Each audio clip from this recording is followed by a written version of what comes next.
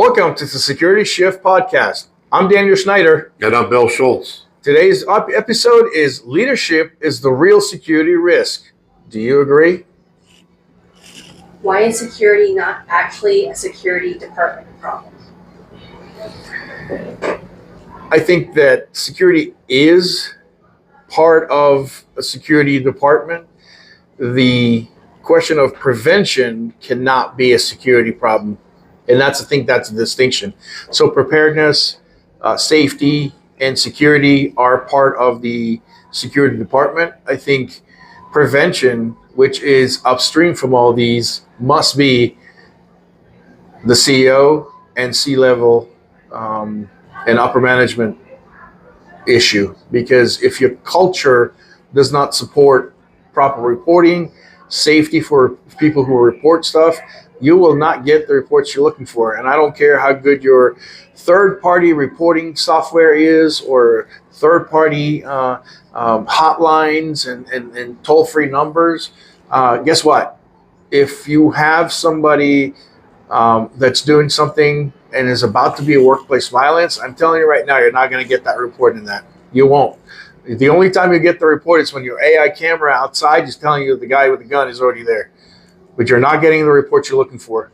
Those systems are great to report the employee that's stealing, the employee that's doing some stuff related to work, but you're not going to get the workplace violence in there. I guarantee it. Yeah, I think it's got to be a total buy-in, maybe even deeper. I see it maybe a slight differently, but all the way from all the stakeholders to the lowest level individuals, it's got to be a whole team. And understanding of everybody's roles, that even that 300th person or lowest person in the organization just really understands why you're doing what you're doing, have that buy-in and believe in themselves to be the best it can be, instead of just the top half knowing it and believing it and no one else can carry it out. Yep. They're just robots, figuratively, just carrying out missions that they don't know why they're doing what they're doing.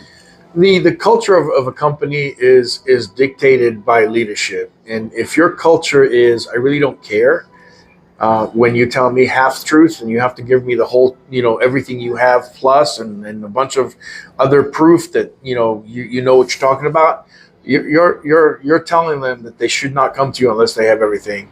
And most times when you talk about prevention or anything that you can actually stop or change a trajectory, that's not coming in full, it doesn't come in a package, doesn't have a ribbon on it. It comes in segmented, fragmented information. And if you don't have the systems, the culture to support that reporting, you're not getting the picture.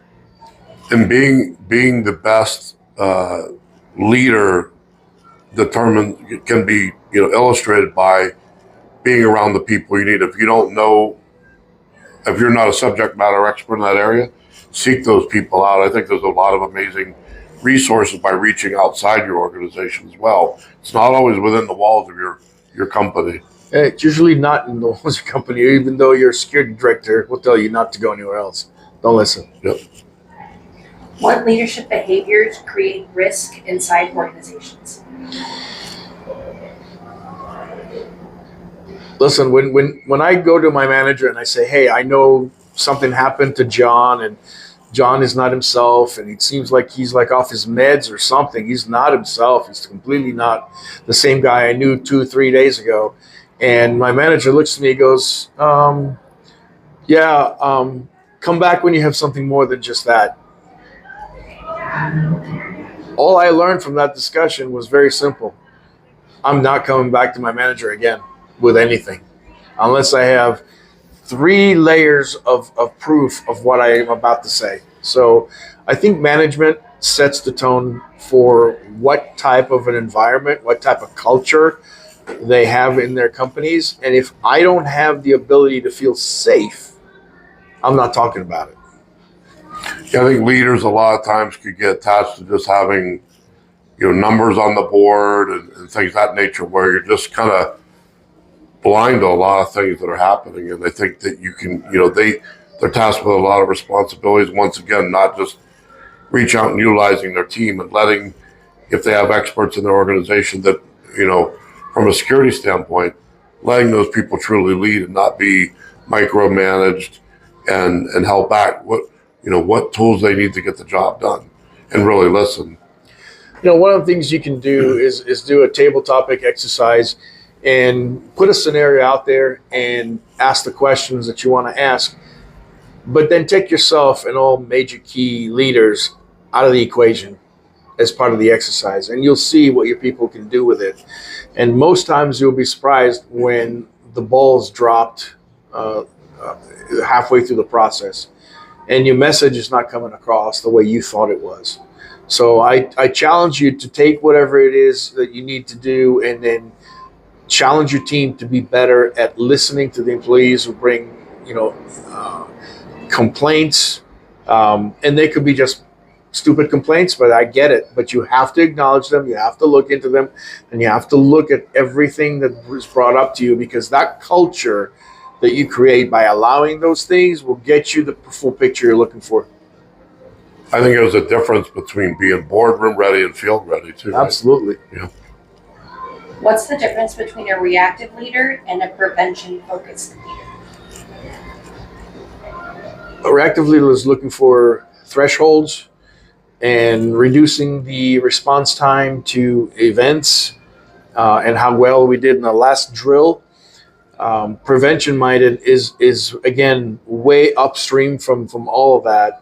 And it's more the guy that the person that can say, what else can you tell me and how may I help?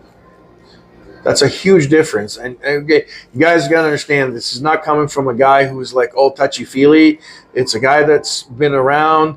I have been hard-headed. I have been through divorces. I've been to the military. I've been all this. And I was not somebody who was going to be listening to anything. And you can probably, hear that in the tone as well. But I've come to realize that you have to change how we treat people and what we do to listen to them and take the next step, because we're missing a lot of critical information by not listening. It's not about just leading the company from a financial standpoint. I know a bunch of people that will not want to work at the same company if they had a choice, just because the culture sucks. And people don't leave bosses because of money. They leave bosses because the culture sucks. Yeah. You look at some brands that are thriving and stuff like that, and it's a lot of it can be because of the culture. And there's a difference between being heard and just like, everybody says your voice is heard. And it doesn't really happen that way a lot of times, right? Yeah. I mean, we all have the slogans. We all have all these programs. Prevention is it's not a benefits program.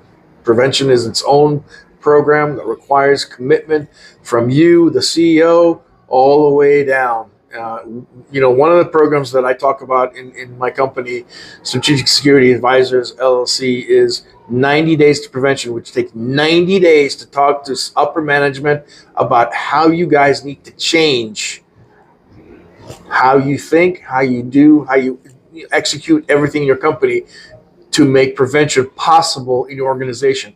I don't go to the second stage of it until I have the first 90 days done with leaders, because if I don't have their commitment, nothing else we're going to do is going to matter. Why do companies avoid ownership of prevention? It's not a shiny object. It's rough, it's ugly, it's incomplete, it's ambiguity that comes into play. And there's no dashboards that justify it. So how can I justify investing in talking to people and taking time for me making money for the organization when I cannot point at what it costs? But what you're missing is what it costs after an incident. So people don't think about that at all, because they think about, what do I need to spend in order to prevent this? But let's say you didn't. Let's say you didn't prevent that next active shooter in your company. What does it cost you? What is the cost of you failing to prevent that from happening? Well, first and foremost, you have law enforcement that comes in. You have work that has been stopped because we needed to do investigation and clean up and all these other things. The next thing is your reputation gets hurt, and then the lawsuits come in. So how much did you have to spend on the lawsuit and settlements versus the prevention side? It's not pretty, but it's important.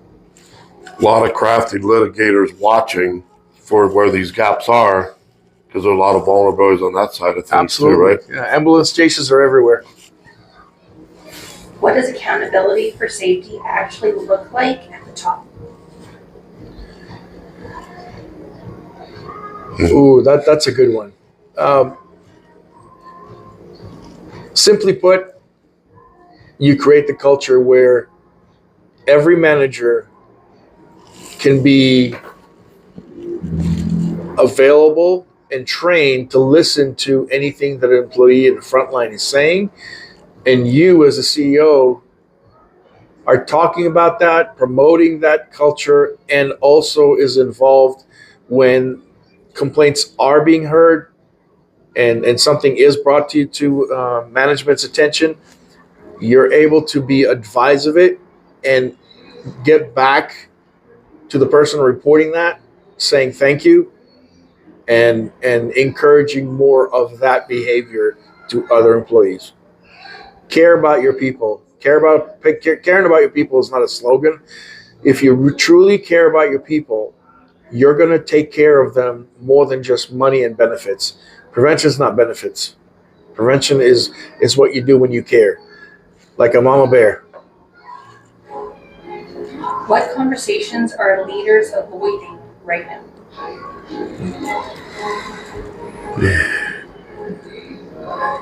That's a really good question. I don't know. I'm not in the boardrooms yet. What I hear about